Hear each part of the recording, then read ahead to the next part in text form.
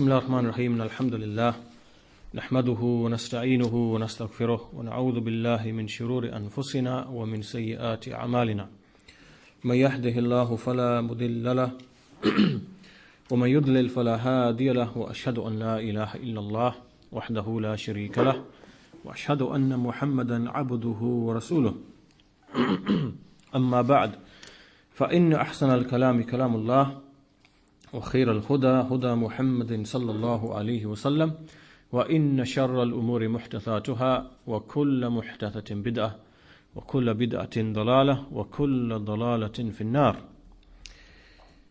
In the last few lessons that we had, we looked at some statements made by Imam al-Tahawi rahimahullah, and these statements were ambiguous statements. He made use of certain terms which needed some clarification. Terms such as al-had, al-hudud, which means a limit or limits or a definition, and we went through the various understandings of that word. And likewise al-ghayat, which means goals or objectives, and likewise al-arkan, al-a'da wal-adawat, like pillars and limbs and instruments. And these terms, we said that this was not really from the way of the Salaf, the way of the Imams of the Salaf, the great Imams like Abu Hanifa, Imam Malik, Imam Shafi, Imam Ahmad, and other than them. They didn't use this type of language. But we said that Imam al-Tahawi rahimahullah intends a correct and sound meaning by these terms. And so we explained those correct understandings of these terms and what is really meant by them.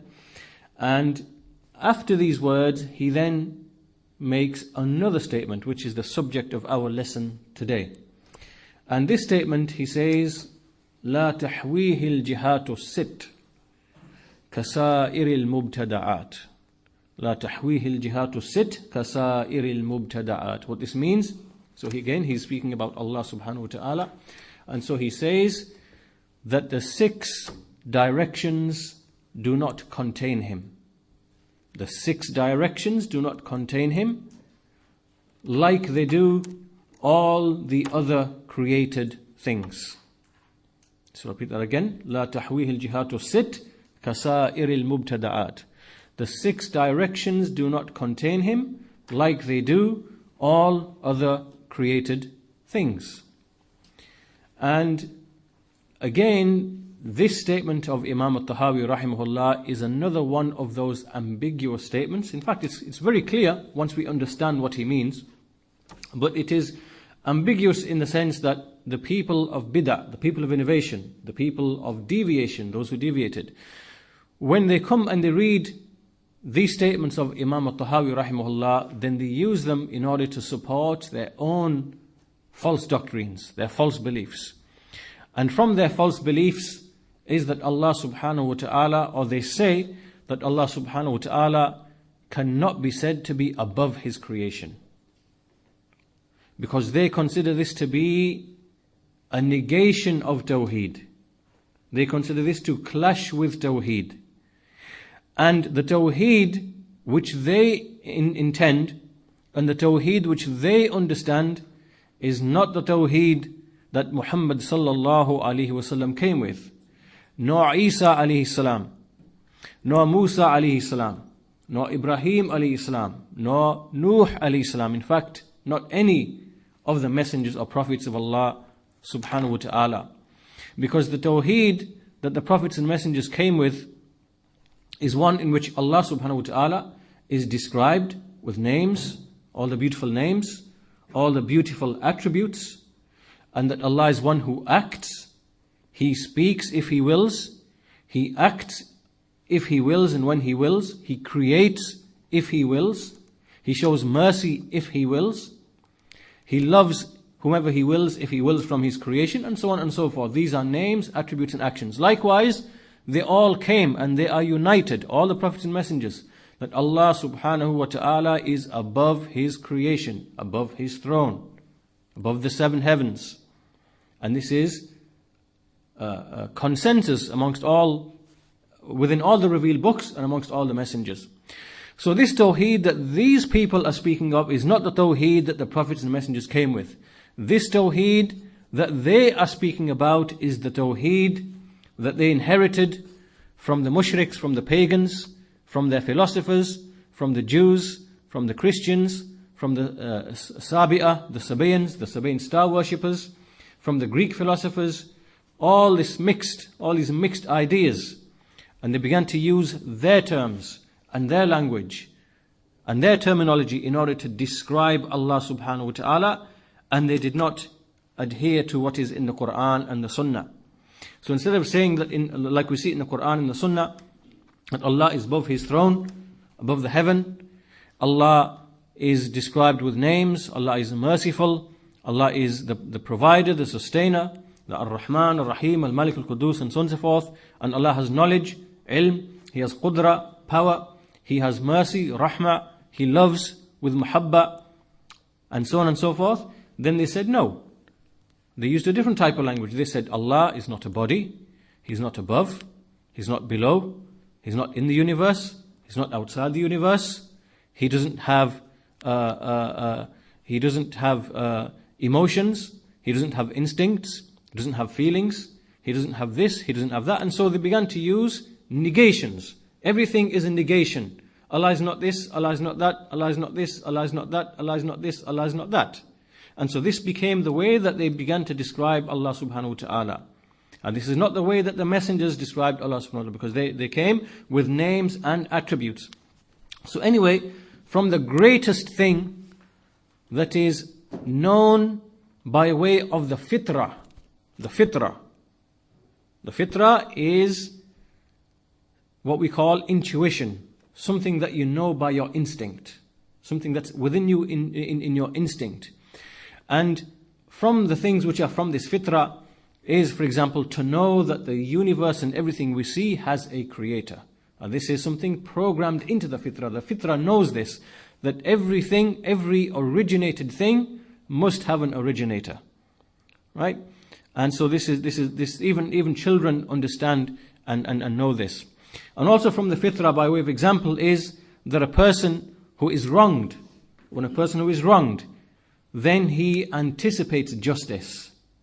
He wants justice. So when a person is wronged, he is beaten, or his wealth is stolen, or even when a child is hurt or has an accident, then there's an anticipation of justice. Like Shaykh al-Islam Ibn Taymiyyah says, rahimahullah, that one of the proofs for the existence of Allah subhanahu wa ta'ala is that when a child is, let's say a child is hurt, or a child falls, or a child bangs itself on some table or chair or something, and then what you do is you pretend to hit that table or chair as an execution of justice. Then often you see that the child remains silent or becomes silent. And there are examples like this which show that the expectation of justice is from the fitrah, is something that's programmed into the fitrah. So from the fitrah is that we know Allah subhanahu wa ta'ala to be above His creation. And this is known by the fact that every single person, be he a Muslim or a non-Muslim, be he a Jew or a Christian, that whenever he wishes to turn to Allah subhanahu wa ta'ala, he finds in himself that he is compelled to face upwards. He is compelled to raise his hands upwards. And this is from the fitrah, this is from the innate instinct. Also it is established by way of reason, by aql, by the intellect. The intellect argues and affirms that Allah subhanahu wa ta'ala is above His creation, and that above is superior than below. And above is superior than below. And there are many other rational proofs that we see that the scholars elaborate upon in that respect. We might go through some of them later on if we have time. But the point that we're making is that in the Quran and the Sunnah, in addition to aql and fitrah, all of these sources, and likewise the ijma' of the Salaf, all of this firmly establishes that Allah subhanahu wa ta'ala is above His creation. And this is one of the greatest symbols of our belief. Because by way of this belief that Allah subhanahu wa ta'ala is separate and distinct and outside of His creation, above His creation, lofty and exalted above His creation. This belief is something that is a barrier. First of all, it's the truth, no doubt. Then it's a barrier between a whole array and spectrum of false beliefs that we see are found amongst the other religions and likewise amongst many factions of the Muslims. Because when we look and we survey the various beliefs in other religions, other religions and other sects, we see that amongst them are those who do not distinguish between the creator and the created. So everything is the one and the same. There is nothing in existence except Allah. So all of existence, including us, we are one with Allah subhanahu wa ta'ala. And then they claim, this is Tawheed. This unity and oneness, this is Tawheed. And so this you find amongst the Sufis, and also from other religions. They say, Wahdatul Wujud, the unity of existence. So they do not distinguish between Allah's existence and our existence. And likewise, there are some others who claim that Allah dwells within some of His creatures. Like the Christians say, Allah dwells within Isa alayhi salam. And like some other people, they say similar things. So this is another type of belief in which Allah's aboveness, separation, distinction, separateness from the creation, above and exalted above the creation is compromised. And so the point that we're making really is that the belief in the ulu of Allah subhanahu wa ta'ala, ulu meaning the aboveness and the loftiness of Allah, is one of the greatest symbols of our belief. And anyone who comes in order to deny or to challenge or to oppose or to corrupt this belief, then this person really, he is trying to undermine the very foundation of Islam. The very foundation of Islam, because every single prophet and messenger came with the belief that Allah is above His throne, above His creation. And as we mentioned, that when this belief is undermined, then we see that people are no longer be able to distinguish and to understand what is it that they are worshipping, and who is it that they are worshipping, and where is the one that they are worshipping. And so the lines become blurred. And so what is divine, to use the word, and what is not divine, what is from what can be said of Allah, what cannot be said of Allah, all of this now becomes blurred and confused. And so we see that the very religion itself is undermined. And it is for this exact same reason that the Salaf, the Imams of the Salaf, when these beliefs and these ideas began to come into the Muslims in the 2nd century, meaning after 100 Hijrah, and the 3rd century, that they stood and they defended this belief, and they declared as a disbeliever, a kafir, anyone who denied this belief and anyone who undermined this belief. And this began as early as in the very early 1st century, when we had the great Imams like Ayyub as-Sakhtiyani rahimahullah. He died in the year 131 Hijrah. And Hamad bin Zayd, he died in the year 179 Hijrah. Abu Hanifa rahimahullah died in the year 150 Hijrah. All the Imams in this period, in this time, and likewise Imam al-Awza'i rahimahullah, in this time they began to openly proclaim and make these statements that we believe that Allah subhanahu wa ta'ala is above His throne, above His creation, because these ideas were being imported from outside of the Muslims and the outside and from other nations. And so the people who brought this idea were known as the Jahmiya. And we've mentioned them many times before in these lessons. And we've mentioned many times that the Jahmiya, named after a man called Jahm bin Safwan, they basically brought the filth and the leftovers and the refuse of previous nations. Those previous nations who erred and deviated and began to speak about Allah subhanahu wa ta'ala in a way other than they found in their revealed book, from the Jews, the Christians, the Sabaeans and other than them, then these leftovers are what came into the Muslims. And this is what is called as kalam. ilmul kalam. Ilmul kalam. And this kalam is that they began to speak about Allah subhanahu wa ta'ala using the language and terminology of the Greek philosophers like Aristotle. Okay? And so when they tried to argue with the atheists using this type of language, they were forced to deny Allah's names and attributes. And then they looked at the Quran and they saw that Allah is described with names and attributes and Allah is above His creation and Allah make istiwa over His throne. Then they began to make ta'weel of these verses. And so this is where ta'weel was born. This is the ta'weel where you take a verse and you start distorting its meaning. So Allah is above His throne.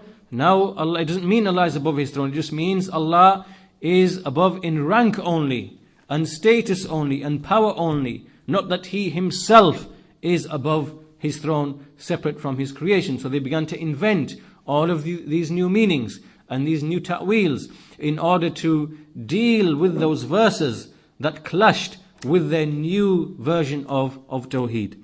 So I want to read to you some of the statements of the Salaf, which established the ijma', the consensus of the Salaf. And as we said, the proof that Allah is above His throne is known through fitra and aql and naql, and the Quran and the Sunnah, and likewise from ijma'. So in the Quran, there are many verses in the Quran, there are many ahadith in the Sunnah, and so there are many statements from the Salaf, there are hundreds of statements from the Salaf. We just want to quote from them where they mention the ijma'. So Al-Awza'i rahimahullah, he says that whilst the tabi'un were many, the tabi'un were the ones who came after the generation of the Sahaba, that while there were many tabi'un present, we used to say, Inna Allah azza wa jal fawqa arshihi. Indeed, Allah the Mighty and Majestic is above His throne. And we believe in whatever has come in the Sunnah of His attributes. And likewise, Imam Qutaybah bin Sa'id, he died in the year 240 Hijrah. And he was one of the teachers of Imam al-Bukhari, rahimahullah, and one of those whom Imam Bukhari took narrations from. And he said, this is the saying of the leading Imams of Islam and the Sunnah and the Jama'ah. هذا قول الأئمة في الإسلام والسنة والجماعة. نعرف ربنا في السماء السابعة على عرشه كما قال جل جلاله الرحمن على العرش استوى. That this is the saying of the Imams in Islam and in the Sunnah and in the Jama'ah, united body of the Muslims, that we know our Lord to be above the seventh heaven upon His throne. Just as Allah the Mighty and Majestic Himself said, Ar-Rahmanu ala al-arshi istawa, that Ar-Rahman ascended above the throne. And then these statements, there are two statements, there are many others. To avoid lengthening the affair, we'll just mention a couple more from the 10 or so that we have. Zakaria as-Saji, rahimahullah, he died in the year 307 Hijrah, and he used to be in Al-Basra, a place in Iraq. And he said that the speech regarding the Sunnah, that which we have seen our companions from Ahlul Hadith, the people of Hadith, to be upon, those whom we have met, is أن الله تعالى على عرشه في سمائه, that Allah the Exalted is over His throne, above His throne, over His heaven. And also one more from Abu Umar al-Talamanki al-Andalusi. So he was in Al-Andalus, the place which was what we now know as Spain. And so he said in his book Al-Wusul ila Ma'rifati al-Usul, he said, أجمع المسلمون من أهل السنة على أن معنى قوله وهو معكم أينما كنتم ونحو ذلك من القرآن أنه علمه وأن الله تعالى فوق السماوات بذاته مستو على عرشه كيف يشاء. That all of the Muslims from Ahlul Sunnah are united, that the meaning of the saying of Allah when Allah says in the Quran that He is with you wherever you may be. This is a verse in the Quran, وَهُوَ مَعَكُمْ أَيْنَمَا كُنْتُمْ, that He is with you wherever you may be. That this verse means He is with you in His knowledge. His knowledge is with you wherever you may be. And As for Allah, the Exalted, then He is above the heavens with His essence, ascended above His throne, however He wills. So, from all of this really, the point that we're making is that the belief in the ulu of Allah subhanahu wa ta'ala is a firmly established matter in the hearts, in the fitrah, in the natural disposition of the people, until even those who are non-Muslims, from the Jews and Christians who received books, they find it, they find this to be the case as well, that they are compelled to face upwards when they wish to turn to Allah subhanahu wa ta'ala, or that which they claim to be Allah subhanahu wa ta'ala according to their doctrines. And so even amongst them we see that this fitrah is still present. And for this reason, many of the scholars used to consider the saying of the Jahmiyyah and the Mu'tazila to be more vile, for them to be more misguided on this issue than the Jews and the Christians. Because even the Jews and the Christians affirmed that Allah subhanahu wa ta'ala is above His throne. And that's why some of the Salaf used to say that I could eat with a Jew and a Christian, but I could not eat with a Jahmi. I would not eat with a Jahmi.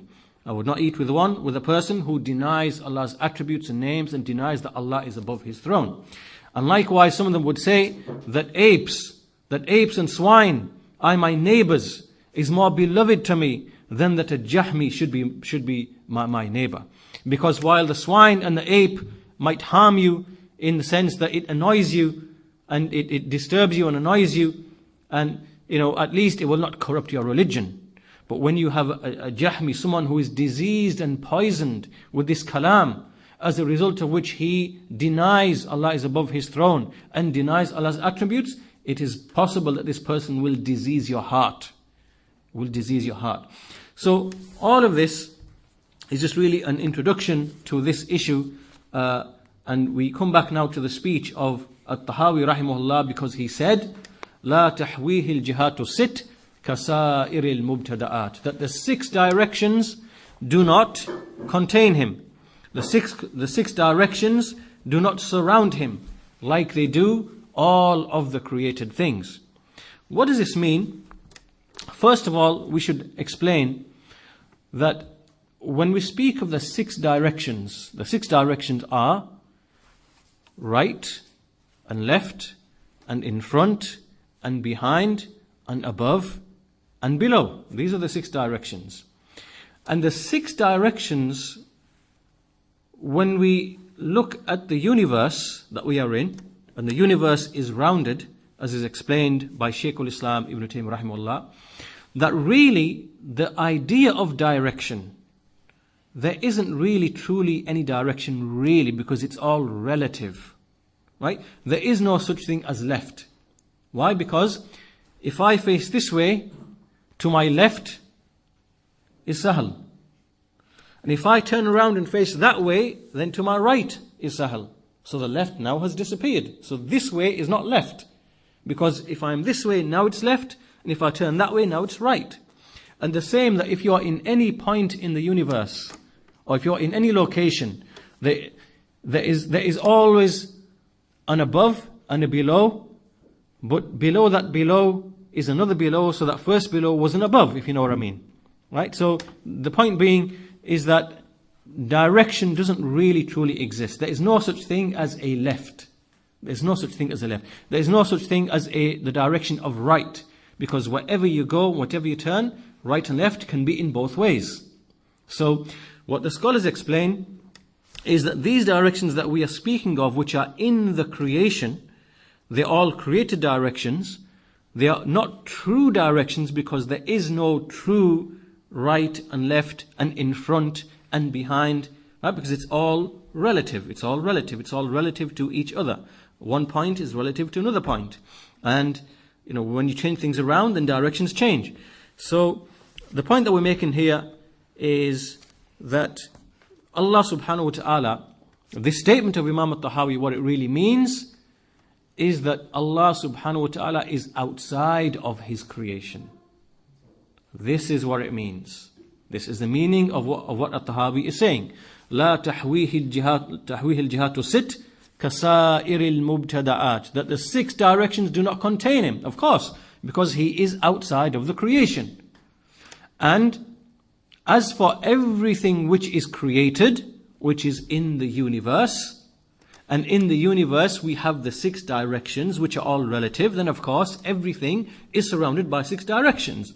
So the earth is surrounded by 6 directions, you are surrounded by 6 directions, and everything in the universe, we can say that it is surrounded by 6 directions, and those directions are relative. But as for Allah subhanahu wa ta'ala, then He is outside. He's not in His universe. He's outside of His universe. He's outside of His creation. And so therefore, the statement of At-Tahawi that Allah is not surrounded by the 6 directions is correct and true. And this is what the real meaning of it is.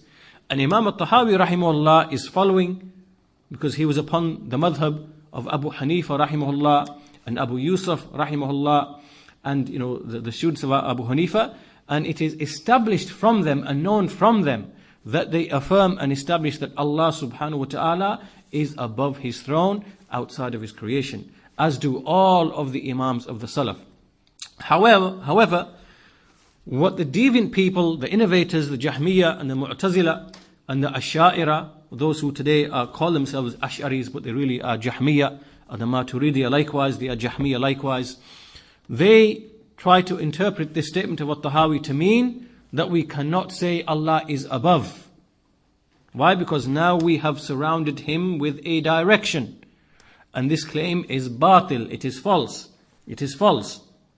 And we have there's a way that we can establish and prove that this is false by a number of points.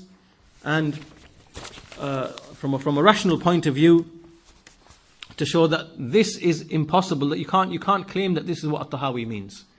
Right? And this is along the following lines. Number 1, the first point is, so this is like a rational demonstration to show that what they are claiming about what At-Tahawi is allegedly saying, that it is false. Right? Number 1, either you believe that the universe has a limit.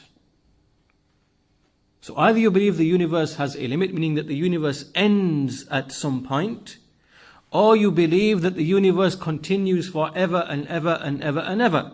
It is infinite. So which of those two do you believe? This is what we say to these people. Which of these two do you believe?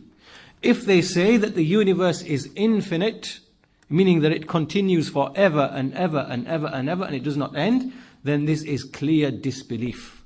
This is kufr. And this is atheism. This means that Allah does not exist. But obviously, they will not answer with that. They will not say, yes, we believe the universe is infinite. They will have to affirm and agree that the universe has a outer limit, that it ends at some point. That the universe is finite, it is limited, it has an outer boundary where it ends. And so, they will be forced to accept that this is indeed the truth. They will be forced to accept that this is indeed the truth. Then we say afterwards that the idea of 6 directions, a left and a right and an in front and a behind and a below and so on and so forth, all of these 6 directions that we are speaking of. Do you believe that now that we've accepted that the universe is limited and has a boundary, and that the idea of 6 directions is found within the universe, do you now claim again that the 6 directions exist outside the universe as they exist inside the universe? Okay. So if they claim, yes, we do, yes, we believe that 6 directions, the idea of 6 directions are found outside the universe as they are within the universe, then they've contradicted the first thing that they agreed to. Because they've already agreed with us that the universe is limited.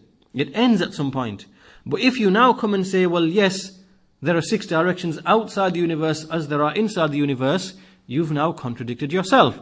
Because if there are 6 directions outside the universe, then for those to be considered directions, there have to be 6 directions outside of them. And then 6 directions outside of them. And then you go backwards and backwards, and then you've ended up with having an eternal universe again. So you have to be forced to, so they will be forced to accept that the 6 directions that we speak of are relative and only exist within this universe. So they have to accept that this is indeed the truth.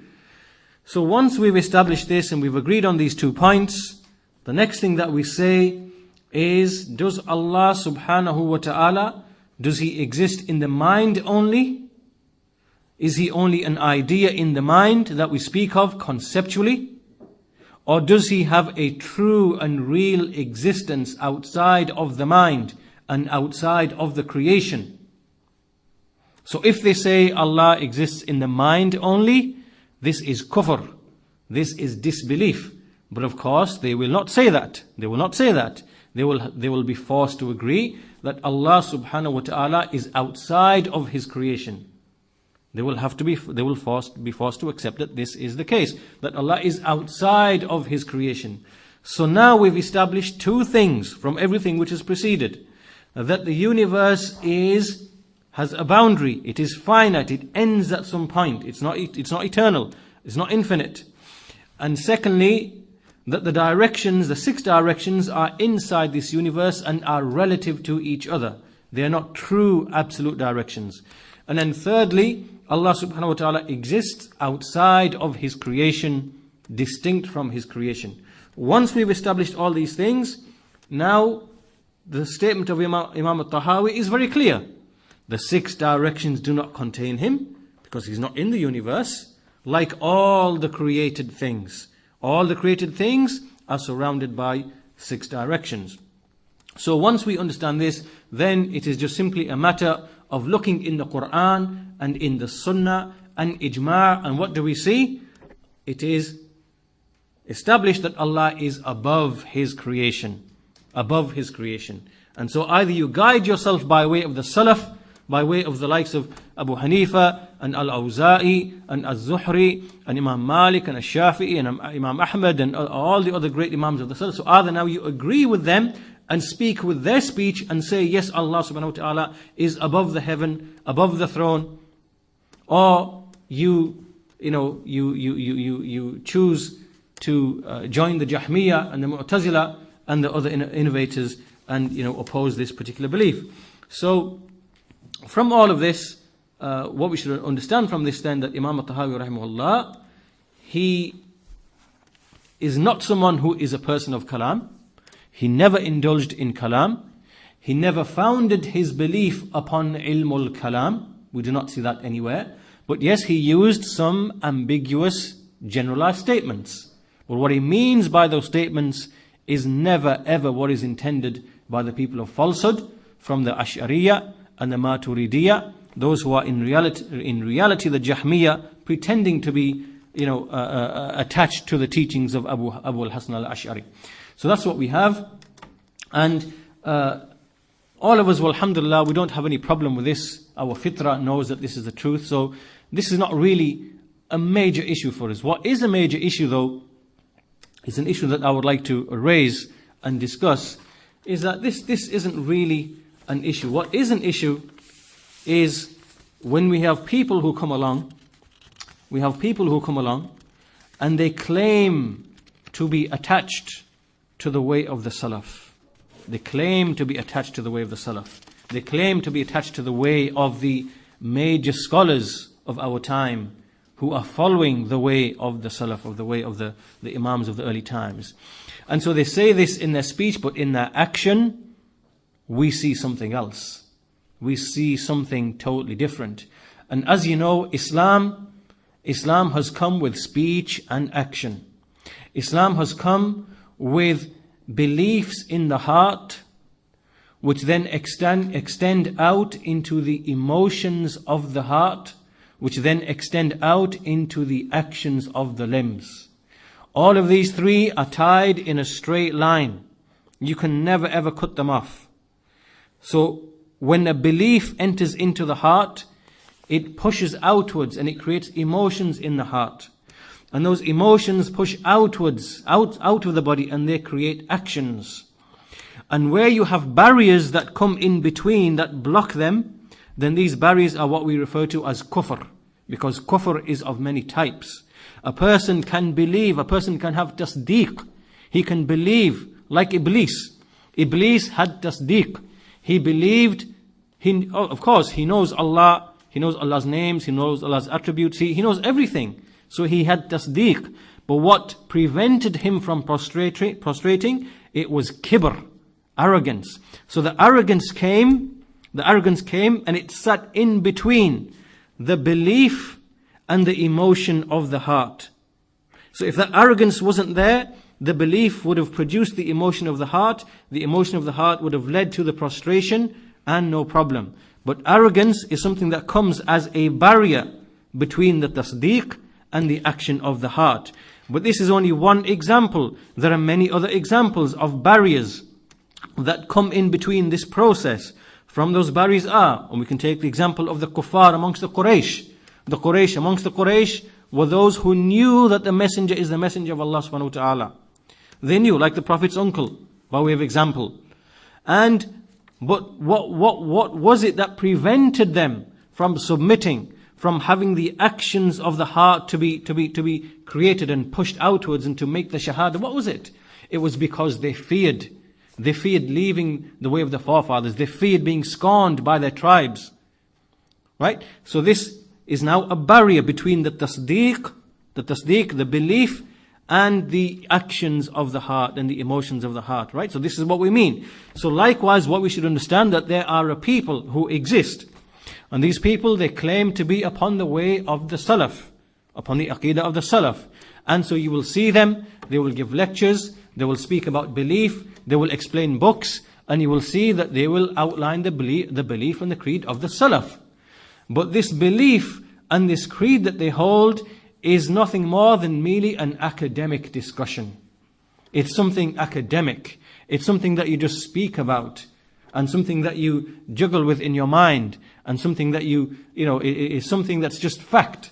It's just factual information, right? It doesn't now move and affect your love and your hate and your wala and your bara. Because we've already seen from the Salaf, in fact many narrations which I did not mention to you, of how they spoke about these people, the Jahmiyyah, how they spoke about them. They declared them to be disbelievers. They used to punish them with the prison. I have some narrations like that. They used to punish them with the sandal. I have some narrations like that. And they used to, like Imam Ahmad, when the rulers asked him about certain individuals and whether they should retain their positions, he would say, no, so-and-so is a Jahmi, remove him, because he will corrupt the belief of the Muslims. And so-and-so, take him away from being a judge, because he is a Jahmi, because he will corrupt the belief of the Muslims. And so we see that the Imams of the Salaf, that this deen and this aqidah that we are speaking of is something that isn't just mere factual information in your heart. It's something that pushes outwards and it creates the emotions of the heart. And this leads outward, and it creates actions of the limbs. So from the greatest of the handholds of Islam is to love and to hate for the sake of Allah subhanahu wa ta'ala. And to make allegiance, and to make disloyalty, al-wala wal-bara, for the sake of Islam and for the sake of the aqidah, for the sake of the Salafi, Sunni, Athari, Aqidah, because this is what we see the Imams of the Salaf were upon. And if they had not been upon that today, if Allah had willed that they were not upon that, then we wouldn't be having this lesson. Allah knows best. We could have been like the Jews and the Christians, misguided, astray, not having any rope of Allah to hold on to, which is this deen, this aqidah, this way. And we would have been like, we could have been Jahmiyyah, we could have been Mu'tazila, we could have been whatever, if those scholars in that time had not implemented these usul, these foundations of our deen. Because these usul, they protect the knowledge and they protect the belief. So this leads me then to the point that I wanted to make, is that we have a type and a category of person that exists today. And these people, they ascribe themselves to the Salaf. You will see them, they will say, yes, I hold the belief of the Salaf, and they will speak in this regard, they will, maybe even teach in this regard, but you should know that these people, that it doesn't extend beyond that. And I will give you an example, or the example of what I mean by this is that in the year 2007, there was a pledge a pledge that was signed, a pledge of mutual cooperation and understanding. And this pledge was a gathering of the Jahmiya. We call them Jahmiya, they call themselves Ash'aris. Well, they are not Ash'aris. They use this label fraudulently. No one who is an Ash'ari today can be said to be a true follower of Abu al-Hasan al-Ash'ari. Because Abu al-Hasan al-Ash'ari, when he died, he was upon the doctrines of Imam Ahmad. He changed. He became closer and closer and closer to what Imam Ahmad was upon. And then some people came after him who ascribed to him, but then they began to change his teachings bit by bit until they went back in the direction of the Jahmiyyah and the Mu'tazila. So, there's a gathering of these people. We refer to them as the Jahmiyyah. And we refer to them as the grave worshipping Sufis. These people, like Hamza Yusuf and Muhammad ibn Adam al-Kawthari, who is from this country, and he is someone who says, he's a Jahmi. He denies Allah is above his throne. And he calls to the worship of the dead in their graves because he justifies al-istighatha, seeking rescue from other than Allah subhanahu wa ta'ala. This is known. And likewise we have people like Zayd Shakir, who is an American. And he is someone who denies that Allah is above his throne because he is a Jahmi. He is diseased with that kalam. So these people are the same people that were present in the time of Imam Ahmad. However, we have another group of people who claim to be upon the way of the Salaf. And so what they do is that they come together and they sign a pledge. And in this pledge, what the basic gist of this pledge is, that yes, basically we are all from Ahlus Sunnah, broadly speaking. And despite all the variations and differences that we have had historically, all of us can be broadly said to be from Ahlus Sunnah. And so therefore, we should cooperate with each other. We should not criticize each other. We should accept that our differences are genuine differences that the scholars have never been able to resolve in all those centuries. So what are we supposed to do? So we should cooperate, we should have an understanding, and we should not refute each other, not warn against each other, and create a cordial understanding. And so these people who claim to be upon the way of the Salaf, they sign this pledge. And so from those people who sign this pledge are the likes of Yasir Qadi, and Muhammad al-Sharif. And these two are the people who are behind Al-Maghrib Institute. Al-Maghrib Institute. And likewise people like Tawfiq Chowdhury. And likewise people like Abdurrahim Green. And likewise people like Abu Aliya. It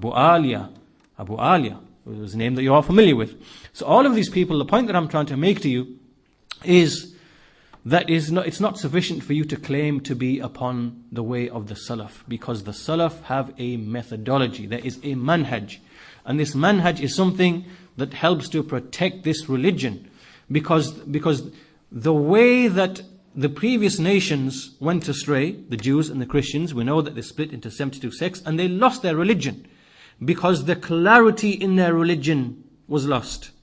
First of all, because Allah didn't intend it and want it to be preserved. Why? Because there was a final messenger to come. But the point that I'm making is that if the truth is not made clear from the falsehood, and the people who carry that truth are not made clear from the people who carry falsehood, then there will be a blurring of the truth.